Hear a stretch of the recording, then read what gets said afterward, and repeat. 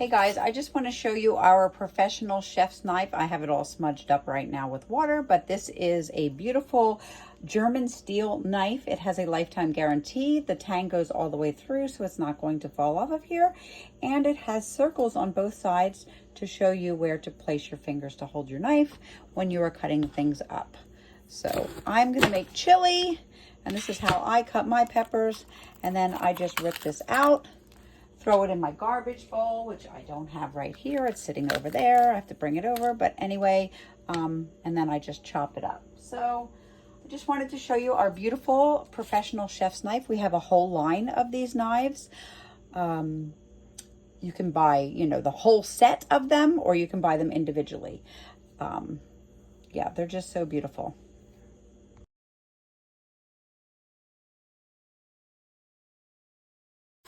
I'm not sure if we sell these anymore, but I like to use this when I'm making my chili. I can leave it in the pan, it doesn't burn. I just wanted to show you my thank you for coming bowl. So I used to have the Rachel Ray thank you for coming bowl, and we dropped it off the counter and it broke. So I never replaced it. That was about 3 years ago. So now I use coffee containers. And what's great about this is when I put the lid on it, it can last like 2 days as a scraps container because it smells like coffee. So it works great.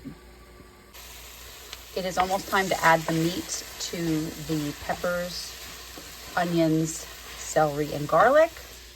Of course, I have stewed tomatoes because I use stewed tomatoes for my chili all the time. I always use it for my pasta too. I make my own sauce with stewed tomatoes because they taste like they've been cooked a long time. Saves a ton of work in the kitchen. And whenever I use a tomato product, I always use cinnamon.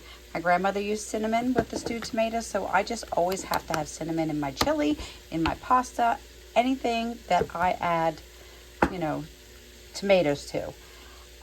It's actually really healthy for you. It helps keep away, illnesses and stuff. So, and then I use paprika and of course chili powder in my chili also. So I'm going back to work. Another tip about cinnamon with adding it to your sauces, if you're eating pasta or something, they say that cinnamon helps lower your blood sugar. So it can't hurt to add, cinnamon to your sauce when you're using a pasta. My kids' friends used to sleep here all the time. I was the house everybody hung at. And when I would make homemade pasta, oh, they just loved it. It was homemade pasta, homemade ricotta cheese, and always had cinnamon in it. And they were like, you make the best food. It always smells amazing. It's cinnamon. Anyways, I am going to try making the cornbread from Pampered Chef. I use the Martha Stewart recipe religiously. It's my favorite, but I'm going to try this. The only thing you need is 2 eggs, butter, buttermilk, and the cornbread mix. And I'm going to add some hot peppers to it and maybe some cheese. I'll let you know how it gets. So the recipe calls for melted butter, buttermilk, and eggs. Who has buttermilk? Not me. So it's 1 teaspoon of vinegar and then fill it up to 1 cup with milk. I added some hot peppers and some shredded cheese to the batter before I put the cornbread mix in. Well, I planned on adding black beans to this also, but the pot's pretty full. So maybe after everybody has a bowl, I'll throw it in.